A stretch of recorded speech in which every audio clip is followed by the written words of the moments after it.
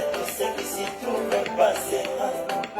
Lève-toi vite mon frère pour regagner notre pays.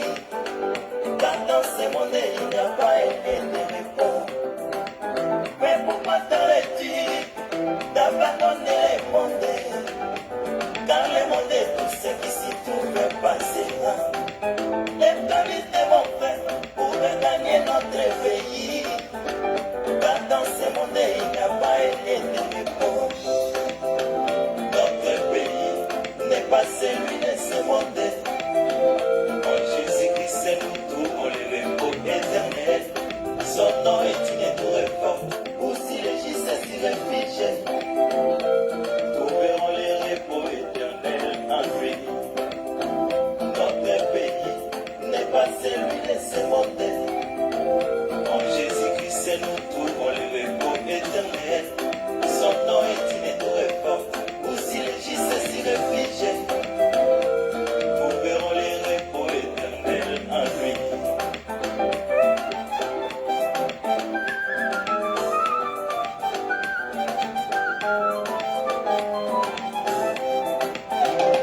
Ceux qui vendent veulent s'enrichir aujourd'hui. Pas demain, pourquoi dans le monde tout est empressé? Ceux qui travaillent de leur côté aussi. Aujourd'hui dans le monde, on marche avec rapidité. Mais pour la repentance, les hommes disent qu'il y a du temps. Pour se repentir, on ne met pas aujourd'hui. Laisse-moi te dire mon frère, que ce monde passera. Pourquoi tardes-tu? Viens agir sur le Seigneur.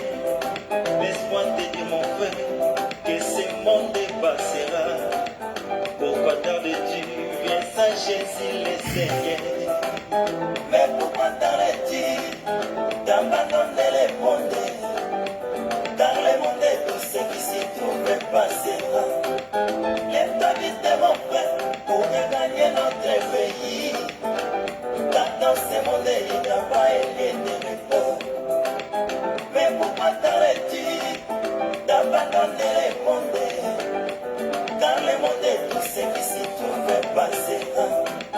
Lève-toi vite mon frère pour regagner notre pays. Car dans ce monde il n'y a pas de repos. Notre pays n'est pas celui de ce monde.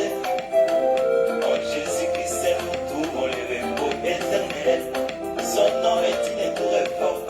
Où si les justes s'y réfugient, trouveront le repos éternel en lui. Notre pays n'est pas celui de ce monde. En Jésus-Christ c'est nous trouvons le repos éternel. Son nom est une tour forte. Où si les justes s'y réfugient, trouveront le repos éternel en lui.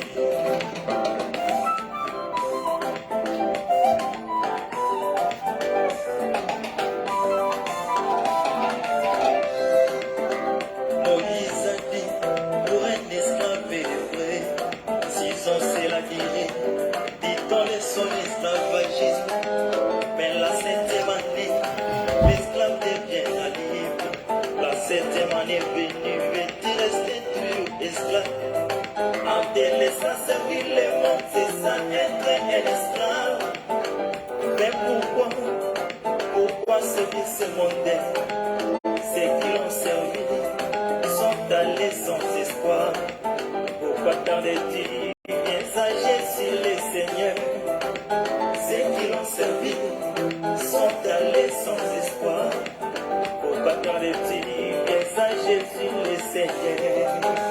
Mais pourquoi tardes-tu d'abandonner le monde? Car le monde de tous ceux qui s'y trouvent passera. Lève-toi vite mon frère pour regagner notre pays. Car dans ce monde il n'y a pas de repos. Mais pourquoi t'arrêtes-tu d'abandonner le monde? Shalom bien-aimés, partagez la vidéo. Appelez nos amis, nos frères, pour que nous puissions partager ensemble la parole de Dieu. Shalom bien-aimé, Kanza, mon frère Apoupa Jackson,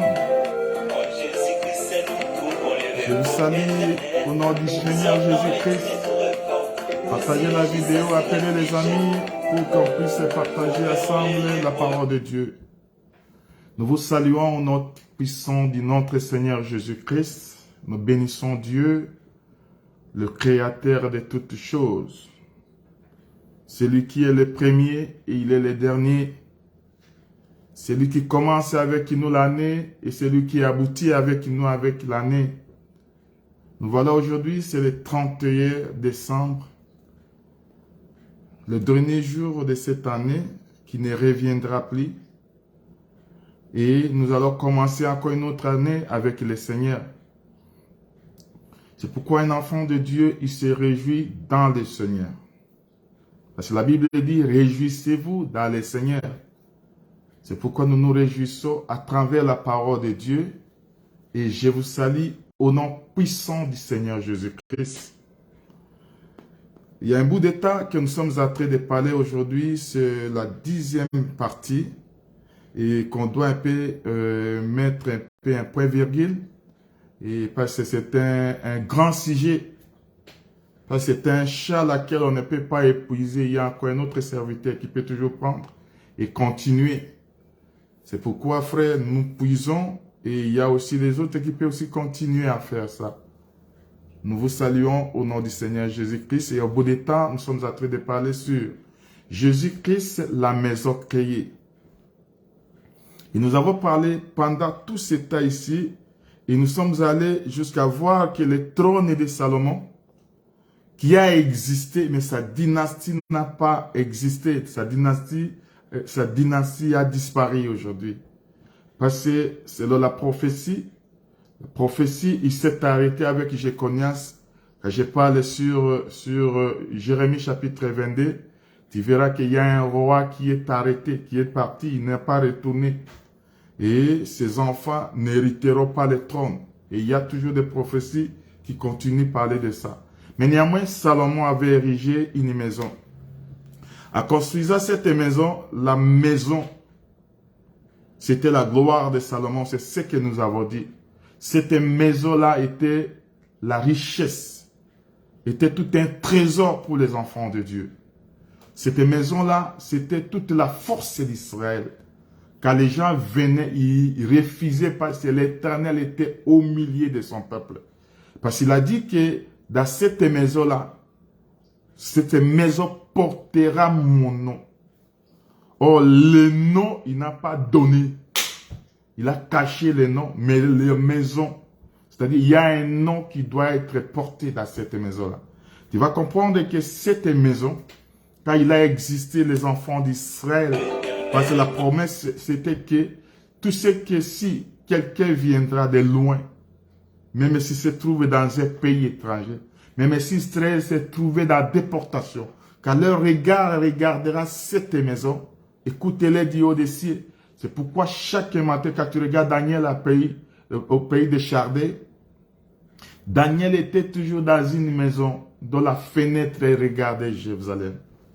Et chaque matin, chaque soir, lui, son regard regardait la maison. Parce que c'est là où la réponse se trouve. C'est là où Dieu donne des solutions et écoute la prière des enfants d'Israël. Et tu vas comprendre que quand cette maison était construite, mais Israël n'a pas respecté la maison. Nous avons tout expliqué, toutes ces choses. Et tu vas voir que ce jour-là, il y a un homme qui se présente. Il dit que cette maison-là n'est pas la vraie maison. Parce que Dieu, quand il dit, c'est moi l'Éternel qui te créera une maison. C'est-à-dire, la maison n'est pas terrestre. La maison n'est pas la construction humaine. La maison n'est pas l'œuvre de la main d'un homme. La maison est l'œuvre de Dieu. C'est pourquoi Dieu crée une maison et fait descendre cette maison. Il dit à Salomon, à David, il dit que c'est moi l'Éternel qui te créera une maison. Et cette maison-là, dans le verset 14, je suis dans 2 Samuel chapitre 7, dans le verset 14, il dit, je serai pour lui un père. Et lui sera mon fils. C'est-à-dire, Dieu ici prend la place de David. il est devenu le père. Oh, le fils qui est la traille de la maison, la traille de David, c'est Salomon. C'est-à-dire Salomon devient son fils. Oh, il y a un homme qui a dit que je suis le père et je suis le fils. Nous avons tout expliqué cela. Je ne peux pas revenir parce que le temps nous pousse. Je suis en train de faire le résumé des résumés pour te faire comprendre, toi qui arrives aujourd'hui, afin de comprendre ça. Et dans Jean chapitre 20, dans Jean chapitre 2, verset 20, on voit un homme que cette maison qui sera détruite, il parlait de son corps. C'est fou. Parce qu'Israël, quand il regardait les mouvements que Jésus faisait, quand tu regardes dans Jean chapitre, à partir du chapitre 16 et tu descends, tu vas voir qu'il vient, il chasse tous les gens de la maison. Et il dit que ma maison est appelée la maison de prière, mais vous la rendez le caverne des voleurs. Oh, le voleur vient que pour dérober, il vient pour détruire, il vient pour enlever ce qui est la gloire. Mais quand Jésus vient, il chasse tous ces gens de la maison. Il dit que ma maison est appelée la maison de prière, mais vous le rendez le caverne des voleurs. Mais quand Israël regarde les mouvements, parce qu'il est écrit que les ailes de ta maison me dévorent, dans le livre des psaumes. Si vous comprenez, les disciples se rappellent. Il dit qu'il est écrit que les ailes de ta maison me dévorent. Mais quand Israël regarde, il dit pourquoi tu fais ça? Parce qu'Israël regarde, l'Israël c'est un peuple qui regarde le temps, qui regarde le mouvement du soleil. Mais quand Jésus fait un mouvement, Israël comprend que ce mouvement, ça voudrait nous dire ceci. Mais celui-ci, c'est le fils de Marie, le fils de Joseph. Il est terrestre.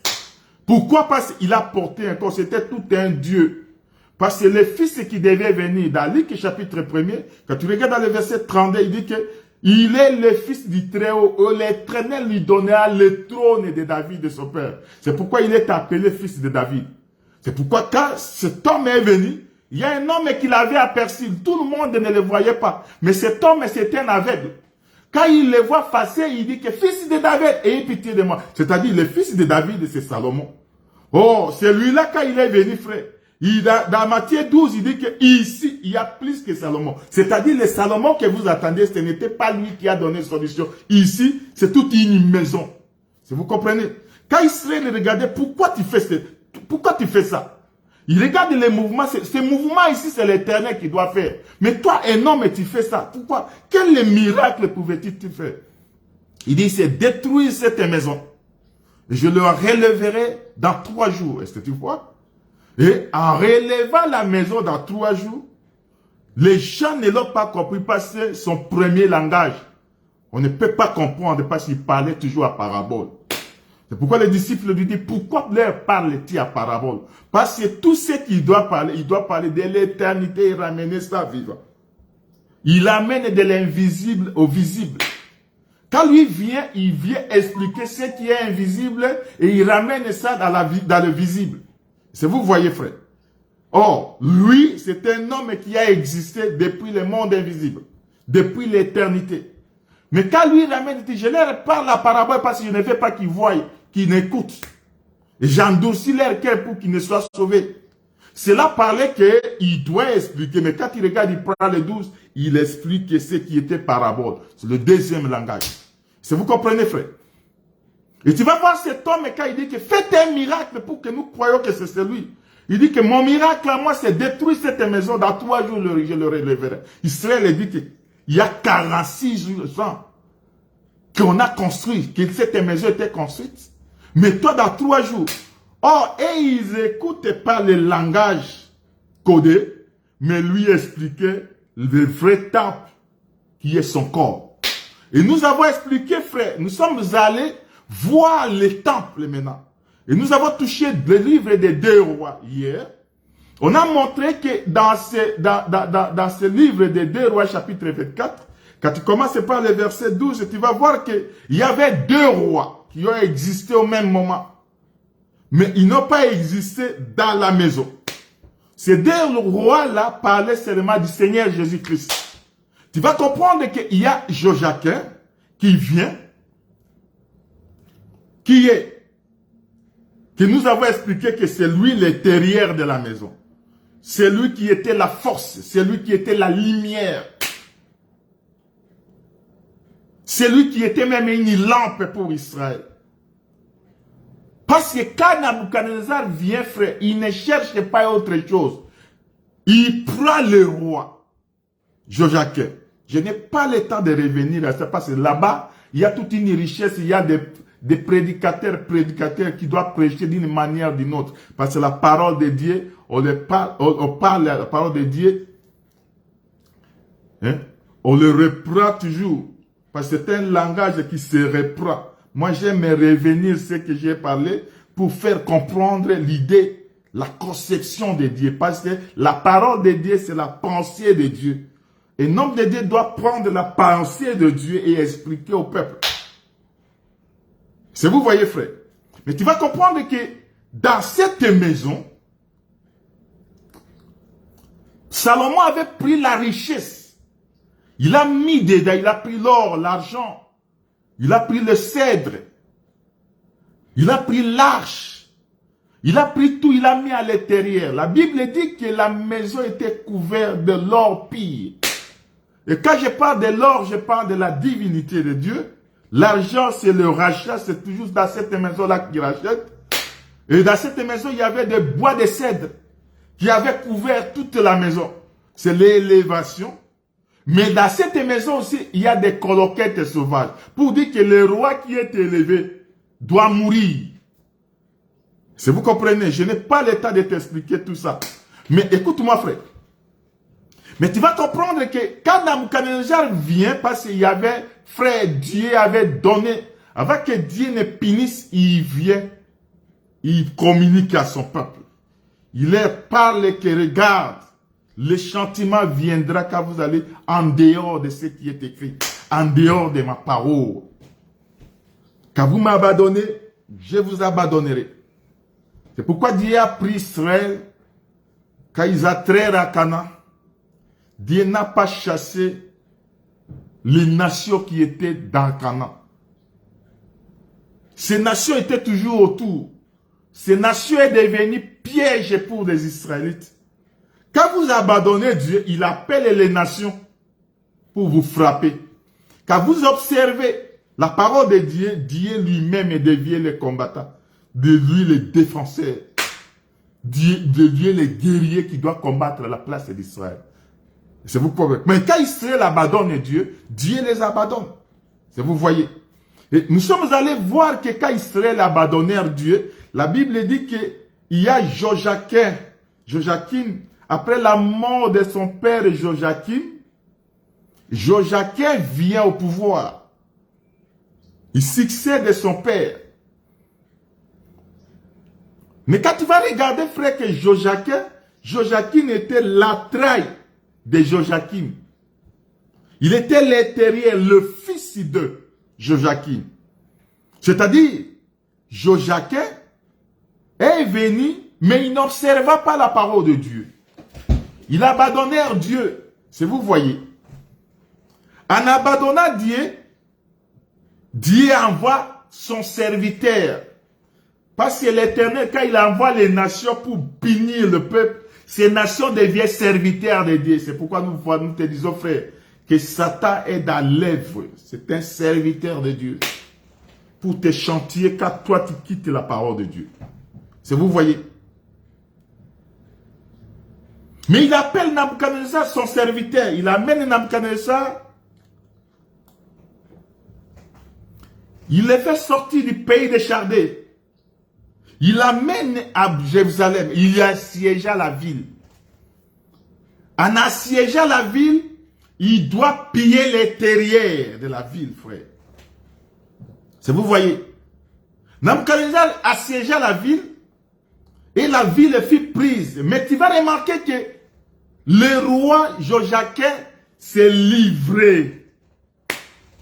Il ne s'est pas livré lui-même. Il s'est livré avec ses enfants, sa femme, ses femmes, sa mère, ses guerriers hommes. C'était tout. Mais quand il s'est livré, Nabuchodonosor n'est pas parti, il est entré dans la ville. Il a pillé la maison du roi. Et il a pillé la maison de l'Éternel. Il est entré à l'intérieur. Il a pris seulement des choses intérieures. Il a pris aussi Joachim, parce que Joachim c'est la traille, c'est l'intérieur. Nous avons expliqué que Joachim,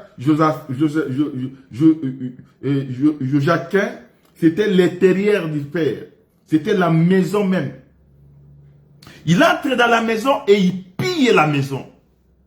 Il prend de l'or, il démolit tout ce qui est ustensile. L'or, argent.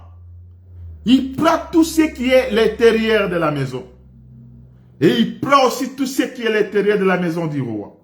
Il sort, frère. Et il amène le roi, Joachim, et toute sa famille. La Bible dit qu'il amena tout Jérusalem. C'est-à-dire qu'il ne laissa rien. Mais la Bible dit qu'il laissa seulement les pauvres. C'est les pauvres seulement qui restaient. Les peuples pauvres qui n'ont pas la place, frère. Si vous voyez, frère. Dans le verset 15, 2 Rois chapitre 24, dans le verset 15, il dit que il transporta Joachim à Babylone et il amena captif à Jérusalem, à Babylone, la mère, le roi, les femmes du roi et ses eunuques et les grands du pays. Quand tu regardes dans le verset 15, dans le verset 14, il dit qu'il ne resta que le peuple pauvre du pays. Et quand il laissa le peuple pauvre, il prend Matania, qui changea son nom à Sédéchias. Il donne le pouvoir. C'est-à-dire Matania, celui qui est de Sédéchias, c'était un roi pauvre. Parce que le peuple, ce qui fait la place, la grandeur du roi, c'est son peuple. Mais quand ton peuple est pauvre, c'est le roi lui-même qui est pauvre. Matania est resté, il amena Joachim captif. La Bible dit qu'il prend les hommes forts du pays. Les hommes, les charpentiers, les séririens. La Bible dit qu'il amena tout Jérusalem avec lui. Mais en amenant, c'est-à-dire ceux qui sont restés, c'est la pauvreté qui est restée. Et Matania commence à diriger. Et il commence à s'élargir. Mais ceux qui sont partis, frère, ils sont allés. La Bible dit que le roi de Nabuchodonosor le met en prison. Il prend les ustensiles de la maison. Il met devant le temple, la maison de ses dieux. C'est vous voyez. Mais il retourna après 6 ans. Quand il est rentré, la Bible dit que quand il est rentré, frère, parce que quand il est venu, frère, je voudrais regarder, le 8e année, c'est-à-dire, mais la 10e année, il retourna encore dans le pays. Pourquoi? Parce que celui qui l'a laissé commence un peu à chercher des alliés pour combattre le roi de Chaldée. Or, c'était le roi qui dominait dans cette période-là. Pourquoi? Parce que l'Éternel lui-même lui donnait le pouvoir. C'est vous voyez. Mais quand il est parti, frère, ce roi Joachim, quand tu regardes dans Ézéchiel chapitre 19, il dit que c'était tout un lion qui rougissait dans les montagnes de Sion. Mais quand les lions étaient amenés, frère, les lions, on a fermé la bouche des lions. Ils ne rougissaient plus. Pourquoi? Parce qu'il était pris, frère. Tout un lion, mais il a rendu faible. Mais l'autre qui était resté, c'était aussi tout un lion. Mais il cherchait les alliés. Mais tu vas comprendre maintenant. Quand tu regardes maintenant dans 2 Rois chapitre 24, 25 maintenant. Le roi Nabuchodonosor vient maintenant. Il prend. Quand il est venu, je lis un verset, frère. Tu vas comprendre que quand lui vient, frère, prendre maintenant l'extérieur de la maison. Je suis dans le verset 5. Mais l'armée des Chaldéens, je prends le verset 4. Alors la brèche fut faite à la ville, Et tous les gens de guerre s'enfuient de nuit par le chemin de la porte entrée d'Émir, près des jardins du roi, pendant que les Chaldéens environnaient la ville. Les fuyards prirent le chemin de la plaine. Verset 5. Mais l'armée des Chaldéens poursuivit le roi et l'atteignirent dans les plaines de Jéricho. Et toute son armée se dispersa loin de lui. L'armée l'a abandonné. Il prend le roi.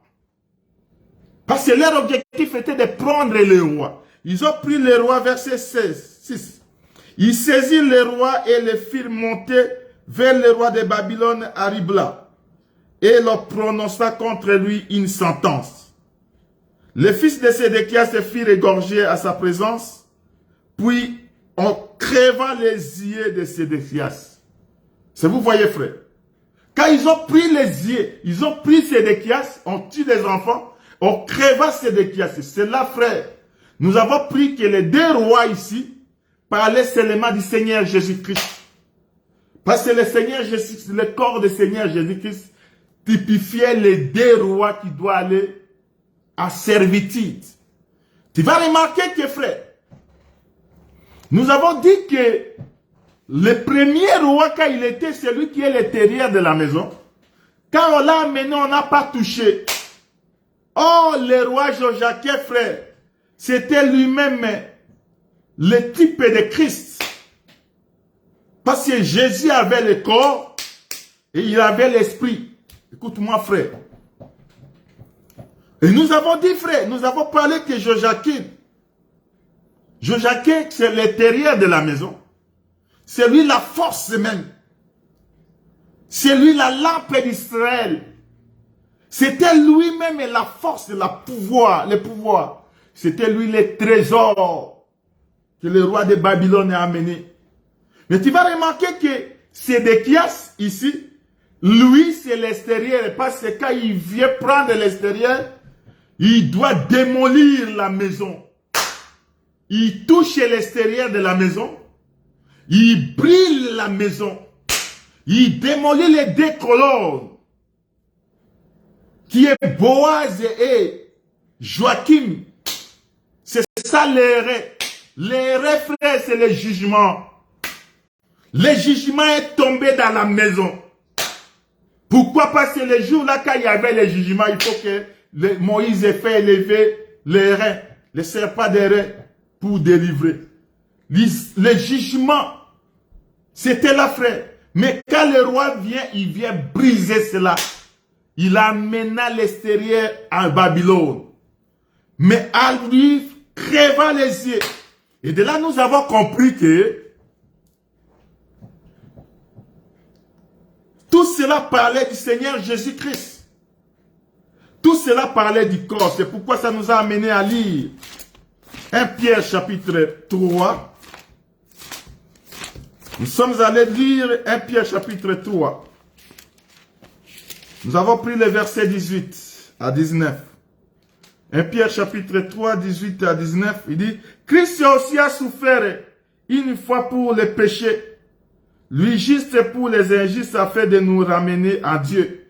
Et il a été mis à mort quant à la chair. Est-ce que vous comprenez, frère? Mais quant à l'esprit, verset 19, quant à l'esprit, dans lequel aussi il est allé prêcher aux esprits en prison. Est-ce que vous comprenez, frère? Ici, nous avons parlé que Christ, les deux rois de Babylone ici, la destruction de la maison, parlait du corps de Jésus, parce que le temple, la maison, c'est le Seigneur Jésus-Christ. Mais quand on est en train de démolir, de détruire cette maison, on détruit le corps de Jésus. Et cela, nous avons dit que Sédéchias, qui était l'extérieur, c'est lui, frère, la faiblesse. Parce que la Bible dit que ce sont les pauvres qui sont restés. Et on a établi Sédéchias, roi des pauvres. C'est-à-dire, le roi là était faible. Le roi là n'avait pas la force. Cela parlait seulement du corps du Seigneur Jésus-Christ. Un roi qui était faible à cause de son peuple pauvre. Mais néanmoins, tu vas comprendre que le roi Joachim, c'était la richesse. Ici, nous avons parlé que Jésus-Christ, dans lui, étant homme, il avait la chair. Étant homme, frère, il était faible. Était homme. Quand on voit la chair chez le Seigneur Jésus-Christ, on voit la faiblesse. C'est ça, c'est Sédéchias, frère. Mais Jésus-Christ, c'est lui aussi. C'est la puissance. C'est la droite du Père. Jésus-Christ, c'est le pouvoir. Jésus-Christ, c'est l'esprit. Jésus-Christ, c'est l'intérieur du Père.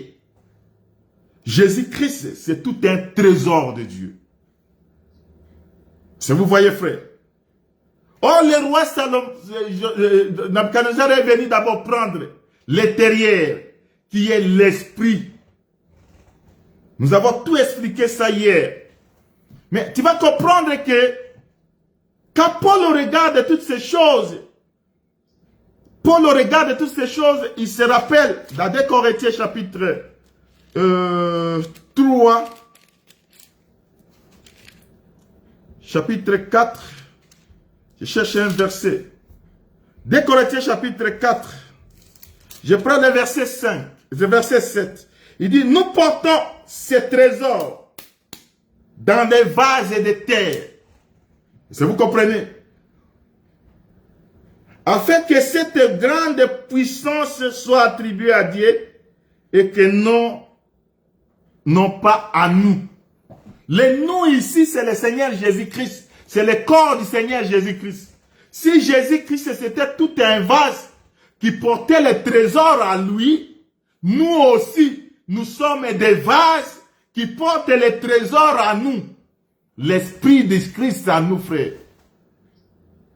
Et cet esprit-là qui crie à nous, nous sommes enfants de Dieu. Vous comprenez, frère? Tu vas comprendre que les deux rois parlaient seulement du Seigneur Jésus-Christ. Quand je prends 2 Rois chapitre 24 et 2 Rois chapitre 25, les deux rois ici parlent seulement d'un corps. Parce que Nabuchodonosor doit prendre l'intérieur de la maison, qui est la richesse, qui est le pouvoir, qui est la force, qui est le trésor. Et il amène cela au pays des Chaldées. Mais il rentre encore, il démolit la maison. L'extérieur, qui est la chair, le corps du Seigneur Jésus-Christ. Or, l'intérieur ne meurt pas. L'intérieur ne peut pas être touché, ne peut pas être tué. Il y a ici, frère, dans le corps de Jésus, il y a la chair et l'esprit. C'est pourquoi, frère, l'œuvre de la croix a des effets. Il y a l'effet spirituel et l'effet charnel.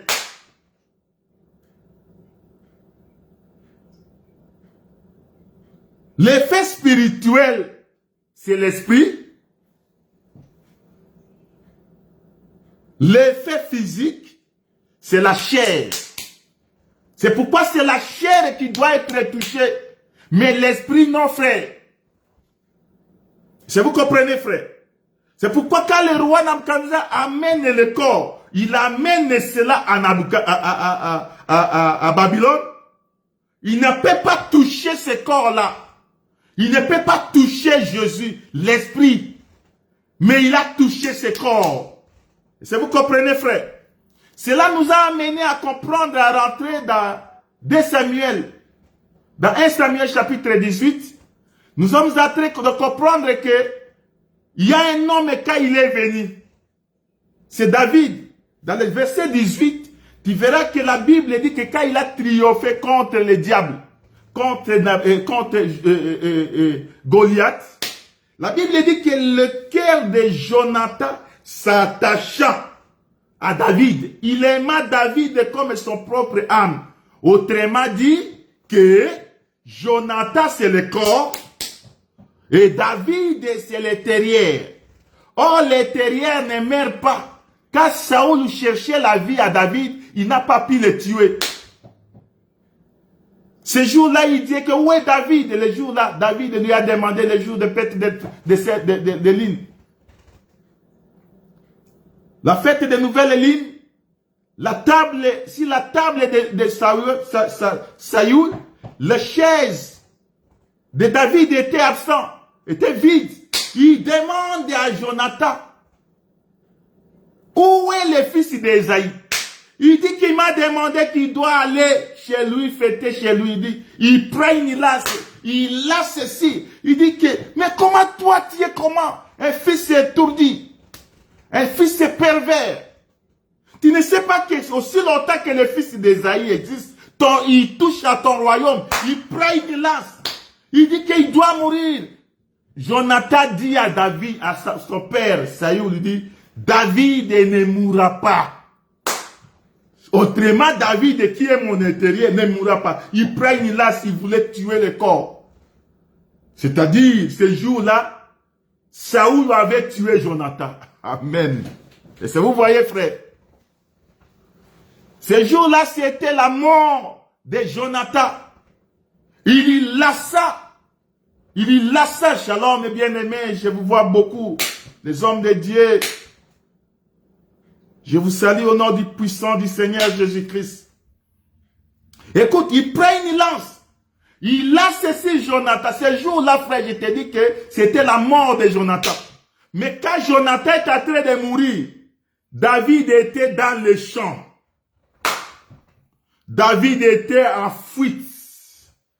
David était sorti de la ville. Et c'est vous voyez, frère. David était loin de la ville.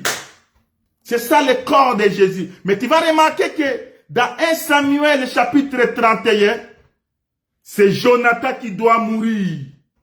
Mais quand Jonathan est en train de mourir, frère, c'est le moment à laquelle David rentre dans la ville. Alléluia.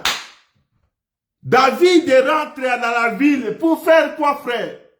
Prendre la possession. C'est-à-dire, après la mort de David, frère, la résurrection de David, c'est d'entrer dans sa royauté, de conquérir le pays. Mais néanmoins, avant d'entrer, David doit chanter un cantique funèbre. C'est le cantique funèbre qu'on vous chante aujourd'hui, frère. On chante ça à l'honneur de qui? On chante cela à l'honneur de Jonathan, le corps. Amen. Que mon Dieu te bénisse. Je suis en train de chercher à terminer cette histoire aujourd'hui, mais il y a toujours des choses qui m'arrivent. Si vous comprenez, frère? Mais ici, frère, nous allons comprendre que Jésus, David, il a le pouvoir de donner sa vie. Et il a aussi le pouvoir de la récupérer. C'est-à-dire, David, lui, il a le pouvoir de donner son corps. Et il a le pouvoir de la récupérer. Jean chapitre 10. Je prends le livre de Jean chapitre 10.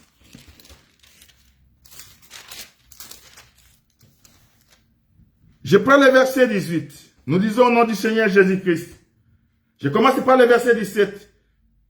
Le Père m'aime parce que je donne ma vie afin de la reprendre. Si vous voyez, il a donné son corps et il a le pouvoir de la reprendre. C'est lui la vraie Sédéchias, c'est lui la vraie Joachim. Verset 18, personne ne me l'ôte.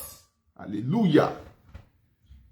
Mais je la donne moi-même.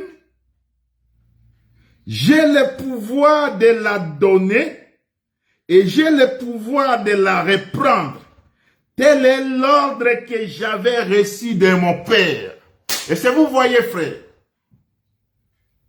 ici nous voyons qu'il y a un homme là qui a le pouvoir de livrer son corps afin de la récupérer. Et si vous voyez, frère, afin de récupérer cela. Oh, cet homme, c'est le Seigneur Jésus-Christ. Frère, rentrons dans 2 Rois chapitre 25. Et de là, frère, tu vas comprendre que cet homme ici, pour qu'il se délivre, frère, il s'est fait faible. C'est pourquoi Paul, oh Paul, 2 Corinthiens chapitre 13. 2 Corinthiens chapitre 13. Je prends le verset 4.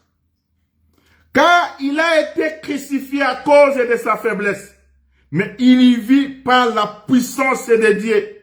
Nous aussi, nous sommes faibles à lui, mais nous vivrons avec lui par la puissance de Dieu pour agir avec nous.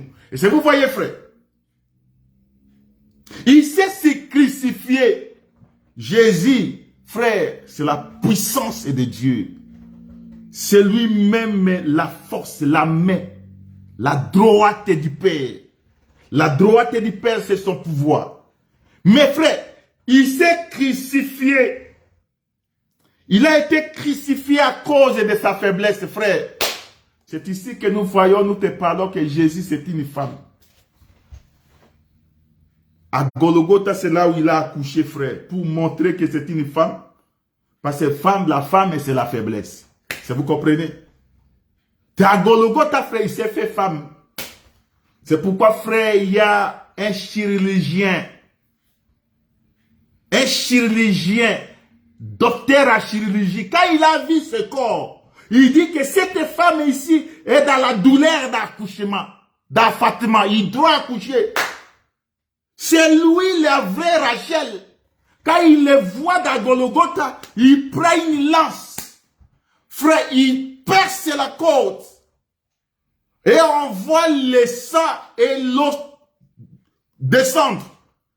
Ici, frère, parce que quand la femme est grosse, quand on le voit, on voit l'eau et le sang couler, on voit la naissance de la femme.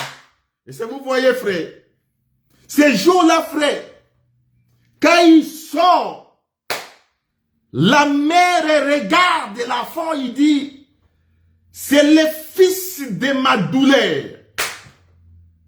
Et il appela du nom de Ben-Oni, le fils de ma douleur. Mais le père, quand il regarde l'enfant, il dit non, c'est lui, c'est Benjamin. C'est le fils de ma droite. C'est ma force. Et le fils là, frère, il s'est fait faible. Le fils de la douleur. Et ce fils-là, lui-même aussi, est la droite du Père. Si vous comprenez, c'est le Seigneur Jésus-Christ. Si vous voyez, frère, il s'est fait faible. C'est pourquoi quand tu regardes dans Ésaïe 52, 53, il y a lui qui regarde, frère. J'aime lire ce verset. Ésaïe 53, je prends seulement le verset 12. Écoute-moi, frère. Il dit ceci, car pourquoi je lui donnerai sa place, sa part avec les grands. Il la partagera les butés avec les puissants. Pourquoi? Parce qu'il s'est livré lui-même à la mort. Personne n'a tué Jésus, frère. Tous ces gens-là, personne. Il s'est livré. C'est le Père qui a tué le Fils. C'est le Père qui a amené le Fils dans l'abattoir. Parce que personne n'a le pouvoir de le tuer. Et ce jour-là, il était sacré. Il s'est livré lui-même, mes frères. Et quand il se livre, frère, la Bible dit que c'est pourquoi je lui donne sa part. Pourquoi? Parce que Joachim s'est livré chez Nabuchodonosor. C'est pourquoi Mérodach, frère, c'est celui qui a succédé le roi. Nabuchodonosor, quand il est parvenu au pouvoir, il se rappela de Joachim de la prison. Il est fait sortir de la prison. Ah, mon Dieu, le temps. Mais Dieu va me supporter aujourd'hui, frère. Il va me supporter parce que je vais lire. 2 Rois chapitre 25. Je voudrais toucher là parce que je suis encore, parce que je voudrais vous expliquer parce que pourquoi on a crevé les yeux. Quand on a pris Joachim, Sédéchias, on a tué ses enfants, mais on a crevé les yeux. Pourquoi? Je vais t'expliquer, reste calme, frère. Je cherchais Je cherche un verset. Hmm.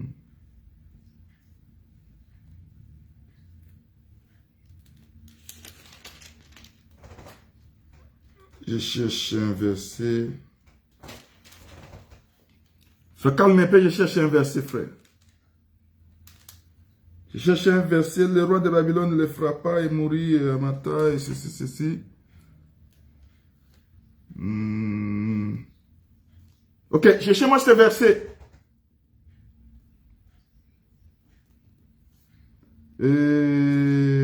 Écoute-moi un peu, frère. Ok, je suis dans les 2 Rois chapitre 25 et je prends le verset, le verset 27. Nous lisons au nom du Seigneur Jésus-Christ. La 37e année de la captivité de Joachim, roi de Juda, le 27e jour du 12e mois, Évil-Merodach, roi de Babylone, dans la première année de son règne, releva la tête de Joachim, roi de Juda, et le tira de la prison. Il lui parla avec bonté. 1. Il y mit son trône au-dessus du trône des rois qui étaient avec lui à Babylone. Vous comprenez, frère? L'homme qui était en prison. Cela parlait pourquoi? Parce qu'il y a une prophétie dans Ésaïe 53, verset 12. Il aura sa part parmi les grands. Parce que lui s'est livré. Parce que Joachim s'est livré. Mais le roi de Évil-Merodach, quand il vient au pouvoir, il relève sa tête. Il met son trône. Il a reçu le trône qui est au-dessus de tous les trônes. Mais où? À Babylone. Ici, frère, il a reçu un nom qui est au-dessus de tout nom. Ici, la Bible dit, frère, le roi de Babylone, dans la première, il lui parla avec beauté et il mit son trône au-dessus du trône des rois qui était avec lui à Babylone. C'est-à-dire, lui, quand il est venu, il retourna son trône. Parce que son trône, éternel frère, et son trône était au-dessus de tous les rois qui étaient avec Évil-Merodach dans Babylone. C'est-à-dire ici, frère, c'est l'Éternel lui-même. Et qu'après avoir triomphé, frère, il a reçu un nom qui est au-dessus de tout nom. Et tout genou s'est fléchi. C'est le Seigneur Jésus-Christ. Tous ceux-là, frère, c'était que des types. Joachim qui est relevé ici, était seulement le type du Seigneur Jésus-Christ, qui est le vrai roi. Amen. Pourquoi il le tire de la prison? C'est-à-dire, ça c'est sa résurrection, frère. Il est sorti avec tout, frère. Il est sorti avec toute sa royauté. Il est sorti avec tous ses pouvoirs. C'est pourquoi la femme, quand il voudrait se rapprocher, il dit, ne me touche pas. Je dois partir. Et c'est vous voyez, frère. Parce qu'il a porté encore un autre corps. Qui n'était pas le corps charnel, le corps terrestre. Il avait un corps qui était au-dessus de tout corps. Un corps du pouvoir, un corps de puissance, un corps de force. Un corps qui est plus grand. Mais écoute, frère. Retournons dans Genèse chapitre 24. Tu vas remarquer ici, frère, que cet homme ici, chapitre 25 plutôt, dans son verset, je prends seulement le verset 5, verset 7. Toi, tu lis avec moi, je ne reviendrai pas là. Toi, tu peux lire. Je prends le verset 5 et 7, et j'aime seulement le verset 7. Le verset 10. Le verset 9 et 10. Il brûla la maison de l'Éternel, la maison du roi et toute la maison de Jérusalem. Il livra au feu toutes les maisons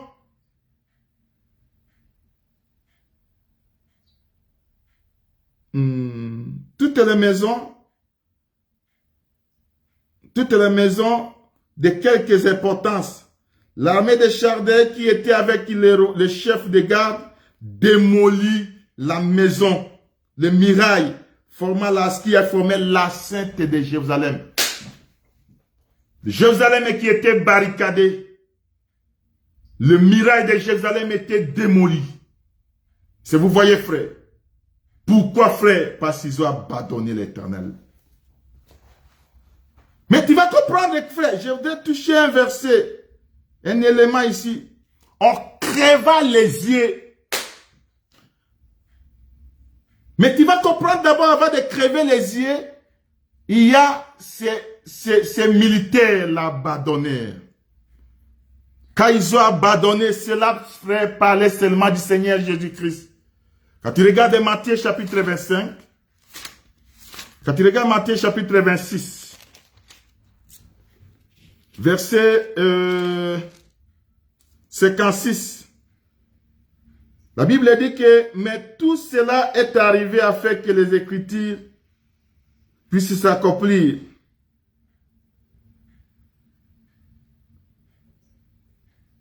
Tout cela arriva pour que les Écritures puissent s'accomplir. Mais tout cela est arrivé afin que les écrits des prophètes soient accomplis. Alors tous les disciples l'abandonnèrent. Quand l'armée abandonnait le roi de Babylone, Sédéchias ici, cela parlait du Seigneur Jésus-Christ.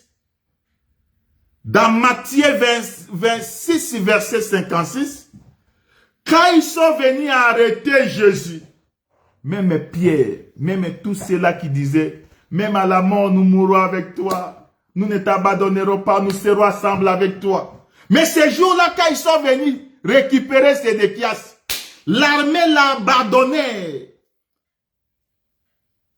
Et cela s'est accompli dans le corps du Seigneur Jésus-Christ. L'armée est venue, ils ont abandonné le corps. Ils ont abandonné Jésus. En abandonnant Jésus, ils sont partis loin de lui. Il est resté seul, frère. Parce que c'est seul qui doit porter le péché. Amen.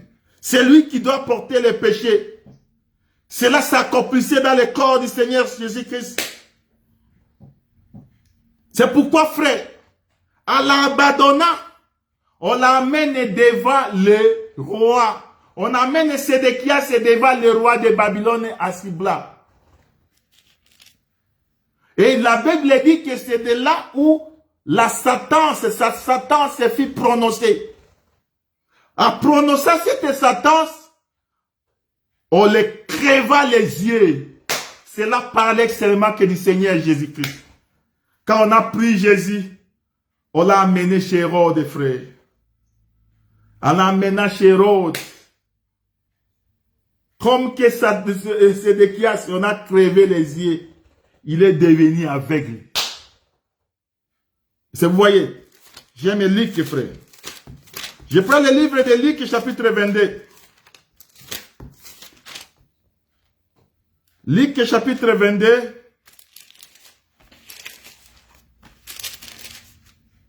Luc 22. Luc 22.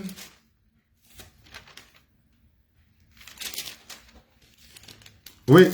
Luc 22, je prends le verset 63.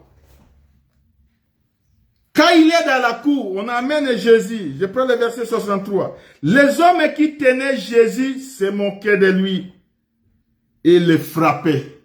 Verset 54. Ils lui voilèrent le visage. Alléluia. C'est ça, Sédéchias qui a crevé les yeux. On lui voilèrent les yeux. On lui crevait les yeux. Il est devenu aveugle. Il dit dans le verset, dans Luc chapitre 22, verset 64, maintenant il dit, on lui voilait le visage et il l'interrogeait, la disait, divine, qui t'a frappé?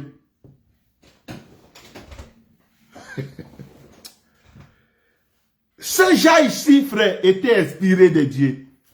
Et il faut que l'accomplissement, comme que c'est lui le temple, c'est lui l'extérieur, c'est lui la chair. Il doit subir tout ce qui était chez les deux rois.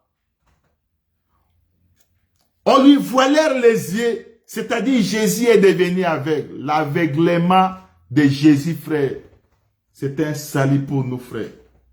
Si vous voyez, frère, on a aveuglé Jésus pour que nous puissions recevoir la bénédiction. C'est pourquoi, frère, ça m'a amené dans Genèse chapitre 48. Genèse chapitre 48. Genèse chapitre 48, tu vas trouver Jacob. Dieu a mis tout par écrit, frère. Quand tu vas regarder Jacob, je prends les versets 8 à 10. Israël regarda les fils de Joseph et dit, qui sont ceux-ci? Mais quand tu regardes en haut ici, Jacob qui dit les deux fils, dans le verset 5, il dit les deux fils qui sont nés au pays d'Égypte avant mon arrivée vers toi en Égypte seront à moi. Ephraïm et Manassé seront à moi, comme Ruben et Siméon. Mais dans le verset 8, le père tombe aveugle. Ici, il a dit que ses enfants sont à moi. Frère, nous, on était enfants de Dieu. Mais il faut la mort. Il faut que le père devienne aveugle. Quand le père devient aveugle, que nous l'appartenons. Mais quand il devient aveugle, il t'attend, frère. C'est pourquoi quand il vient, il regarde les enfants. Je ne sais pas comment il a vu les enfants. Lui qui est aveugle. Parce que la Bible dit que quand les yeux d'Israël, verset 10, étaient appesantis par la vieillesse. La vieillesse du Père. C'est un salut pour nous, le peuple. Quand le Père est devenu vieux, ses yeux sont voilés. Il est devenu aveugle. Quand on crève les yeux du Père, il doit diviner, frère. C'est pourquoi le Père par excellence, c'est le Seigneur Jésus-Christ. Quand il est devenu aveugle, on lui dit, divine, qui t'a frappé? Et si vous voyez, frère, la frappe ici, frère, c'est la mort du Seigneur Jésus. La frappe ici détermine la mort. Le Père est devenu aveugle pour que toi et moi, qui n'avaient pas part, parce que nous étions les enfants du Fils. Et si vous comprenez, frère, nous on était les enfants du Fils. On n'était pas les enfants du Père. Nous on était les enfants du Fils. Je cherche un verset, Hébreu, dans le livre d'Hébreu, frère. On va revenir ici à Genèse chapitre 48. Je cherche un verset dans le livre des Hébreux. Je cherche un verset là-bas. Il dit, mais voici moi et les enfants que tu m'as donnés.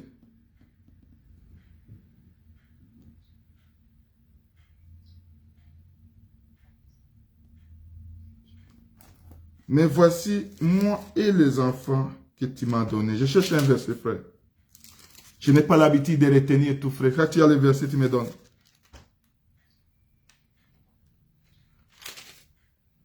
Mais voici, avec...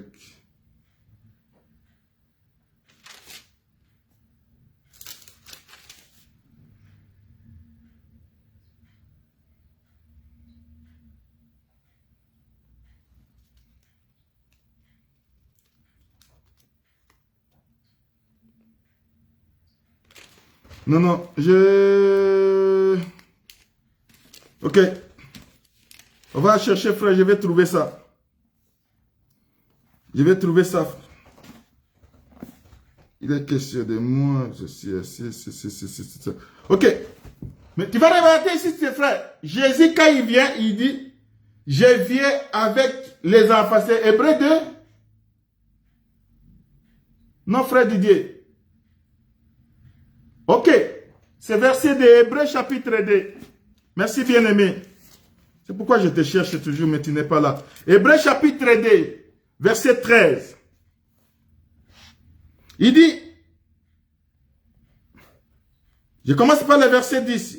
Lorsqu'il dit, j'annoncerai ton nom à mes frères. Après sa résurrection, Jésus est devenu notre frère. Jésus qui était notre père, il est devenu notre frère. Il dit, j'annoncerai ton nom à mes frères. Je te célébrerai au milieu de l'assemblée. Et encore, je me confierai à toi. Et encore, mais voici moi et les enfants que Dieu m'a donnés.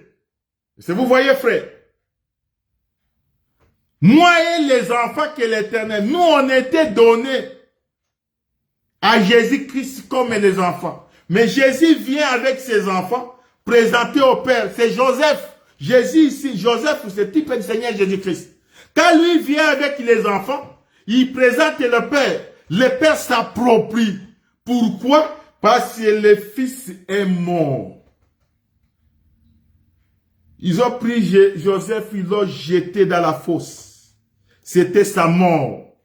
Et cette mort-là l'a entraîné de l'amener en Égypte. Quand Jacob pleure son enfant, l'enfant est en Égypte. Pour chercher qui? Pour chercher Manassé et pour chercher frère Ephraïm. Mais quand le père vient, il présente les deux enfants. En présentant les deux enfants, le père doit être avec. Ici, c'est la mort toujours du Père. C'est la mort toujours du Seigneur Jésus-Christ. Et après sa mort, toi et moi, Israël et nous sommes devenus enfants. Nous sommes devenus comme Ruben, comme Siméon. Aujourd'hui, frère, il y a un esprit qui crie à nous, Abba Père.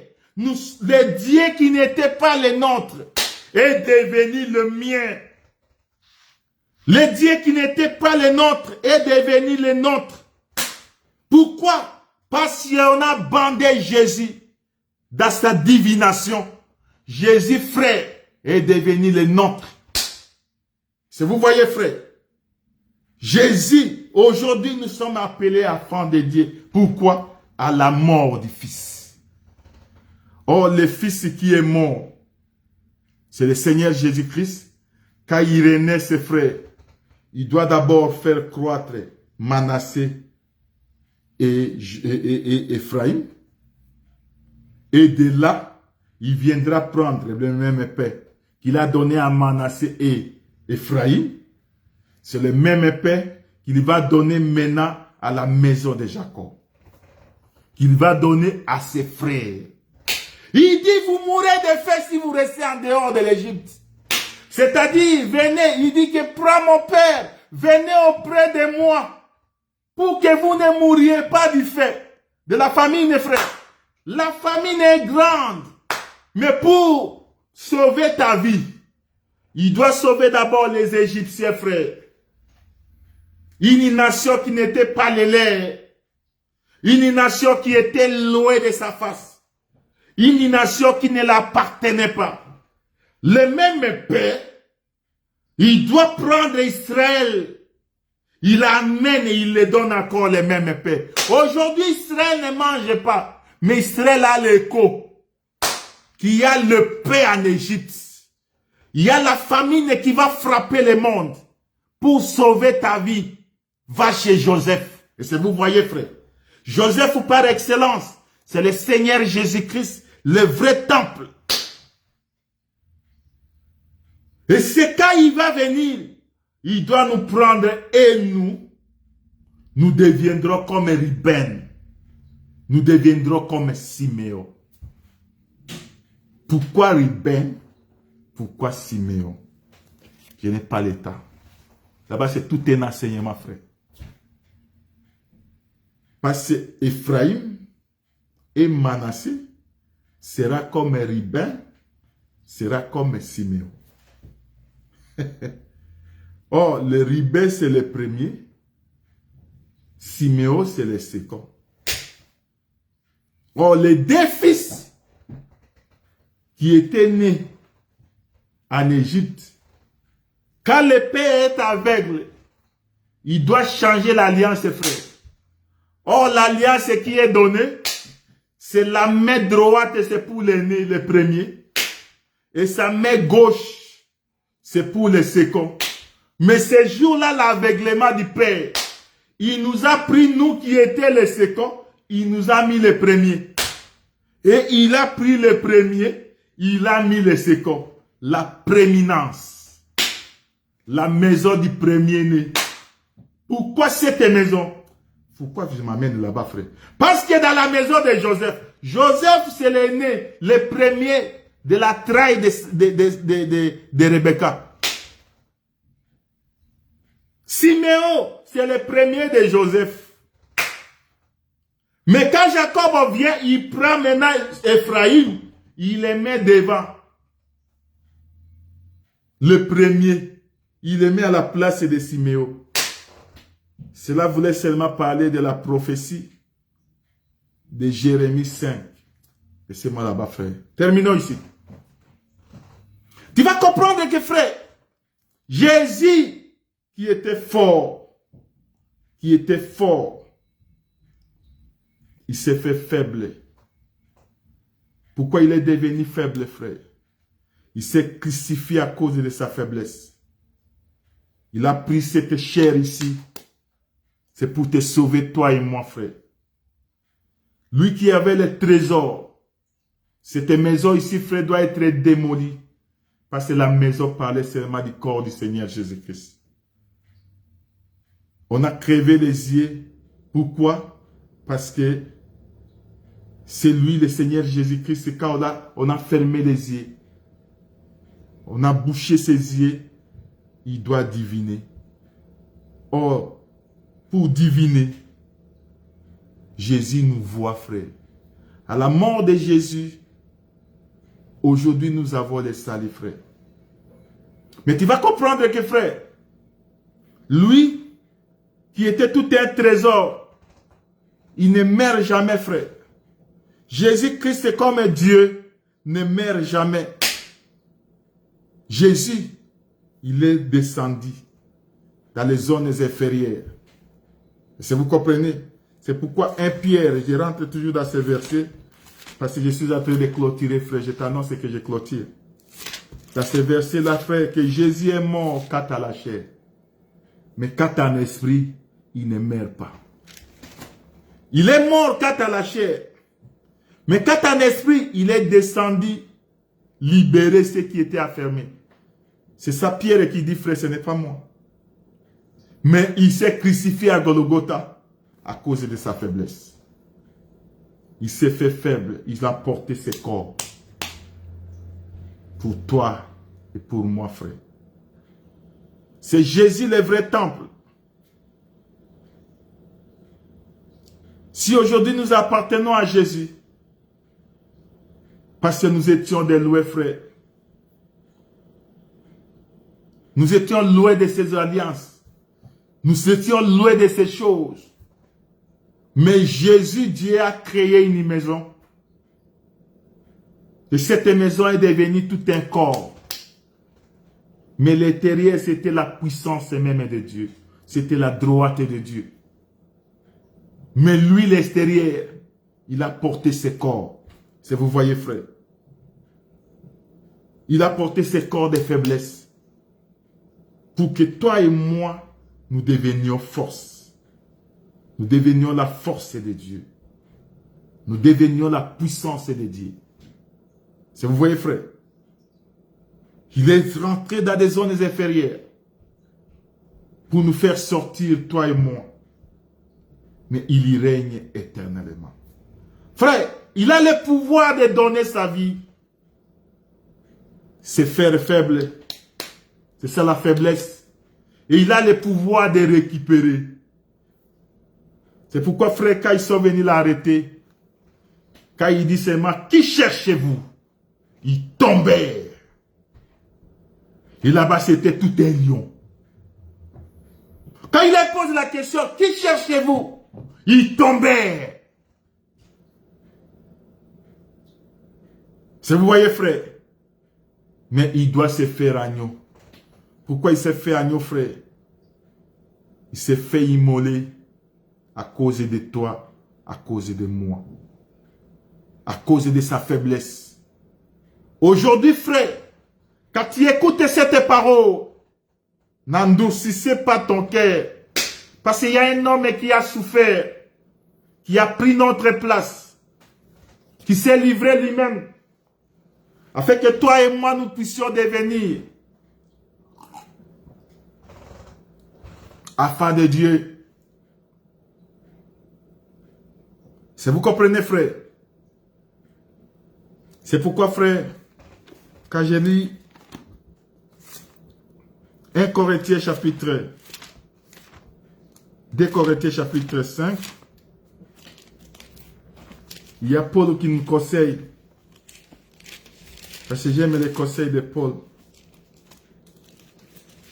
Malgré que les autres n'aiment pas Paul, moi j'aime Paul parce que Paul, il avait tout un mystère de Dieu dans lui. Si vous voyez, frère.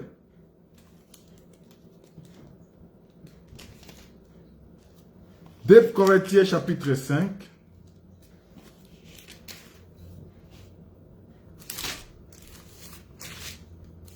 Deux Corinthiens chapitre 5 me dit ceci. Nous savons en effet que si cette tente où nous habitons, si la terre est détruite, nous avons dans le ciel. Si vous comprenez ce que Paul voudrait nous expliquer ici. Nous avons dans le ciel, même que ce corps, la tente que nous habitons sur la terre, est détruite. Nous avons au ciel, dans le ciel, un édifice, une maison, frère, qui est l'ouvrage de Dieu. Amen. Que Dieu vous bénisse. Cette maison est l'ouvrage de Dieu. Une demeure éternelle qui n'a pas été faite de mains d'hommes, qui n'est pas de cette terre, qui n'est pas de cette nature, qui n'est pas de ce monde. Verset 2. De Corinthiens chapitre 2, il dit, aussi gémissons-nous dans cette tente. Frère, il y a la misère. Il n'y a rien de bon sur la terre. Un enfant de Dieu.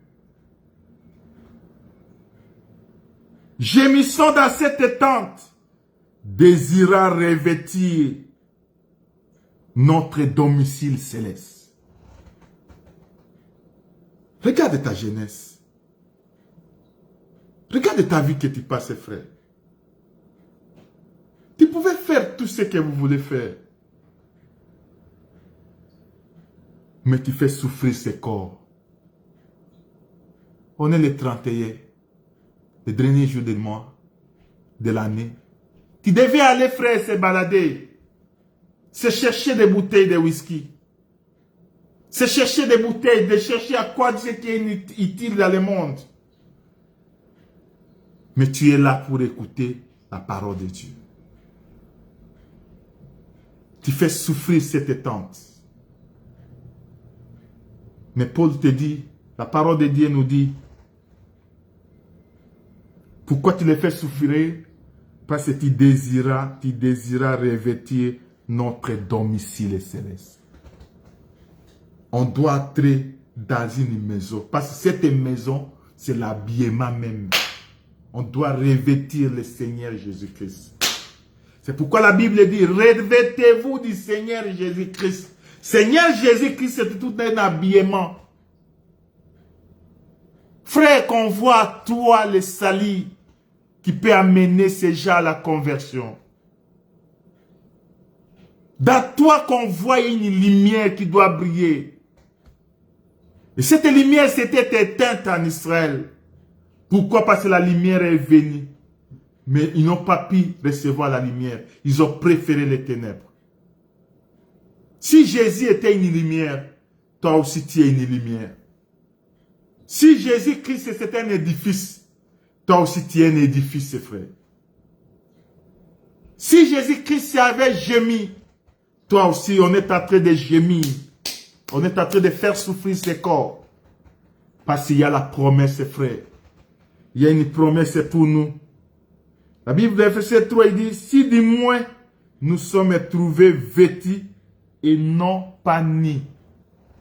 Revêtez-vous du Seigneur Jésus-Christ. Dans un enfant de Dieu, nous trouvons le modèle de Dieu.